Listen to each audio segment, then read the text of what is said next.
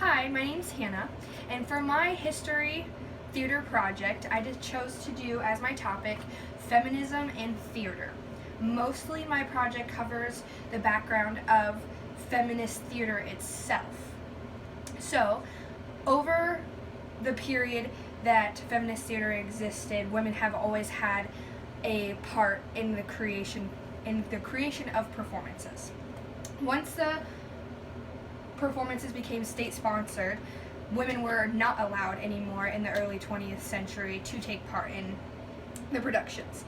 In that 20th century, a new style was evoked, and that was called issue-orientated style, which is also known as female-centered productions. And these examples of people who took part in these productions was Alice Childress and Tina Howe.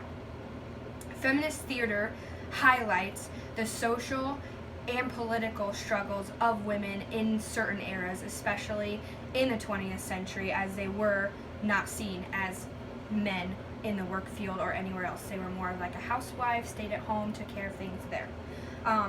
Although the women in this time were cut short in their ability to help with performances, they still had a lasting mark even now in today's theater and productions and creations for their work then. In the 1950s, if you go down here, the effect of social revolution was in full force at this time.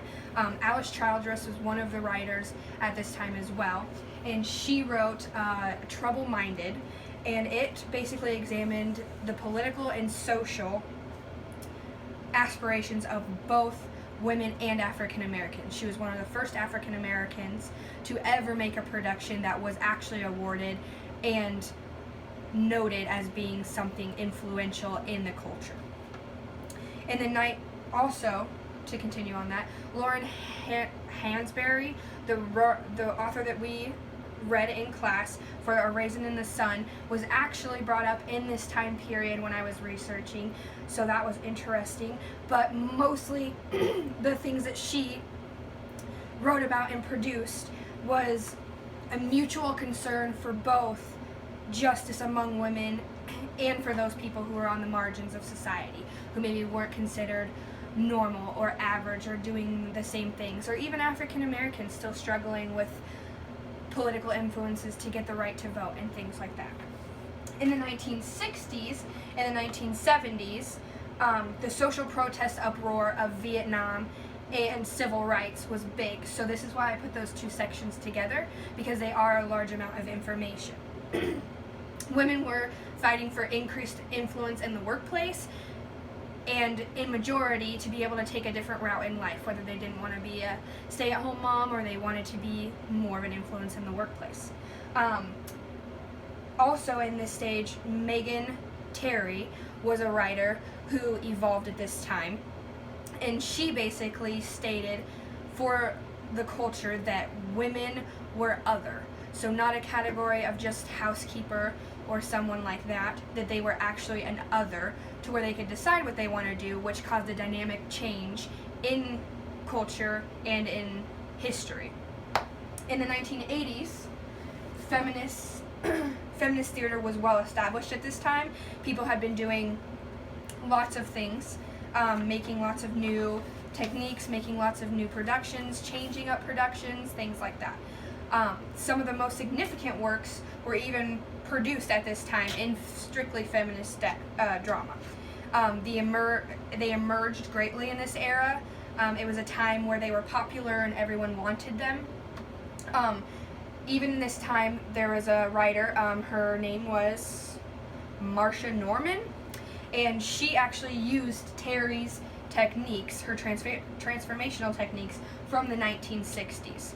And then now, the 90s and now, feminist theater has become unfashionable, and few people continue to write it, actually. An example of one of the very few that does continue to write it is Eve Ensler, and she writes a monologue based on sexual situations that women encounter, which was seen as taboo in a society that's really not popular to talk about out in the open. So she wrote the vagina monologue is what it was called, and it went from explicit scenarios to women being in sexual situations, and also everyday scenarios of women in certain situations.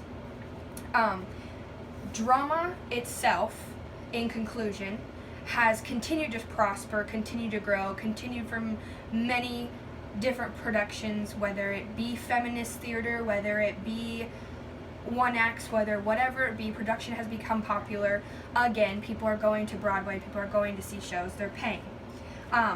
As far as the future of feminist theater, it's really unclear is what I could get from all the data. People just see it as somewhat maybe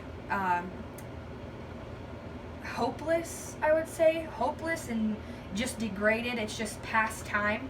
And then others see it as a resurge where it's going to come back and people are going to really enjoy it, with especially a dominant culture that allows females to exhibit as much success as they would like to and be in any position that is profitable. From its earliest times, like the suffrage era, women have demonstrated great success within feminist theater. I hope it continues to be a part of our culture because I do find feminine rights to be extremely close to my heart. I hope that they continue to prosper, and that we all continue to prosper, and that theater continues to prosper. And that's about it about feminist theater. So thank you.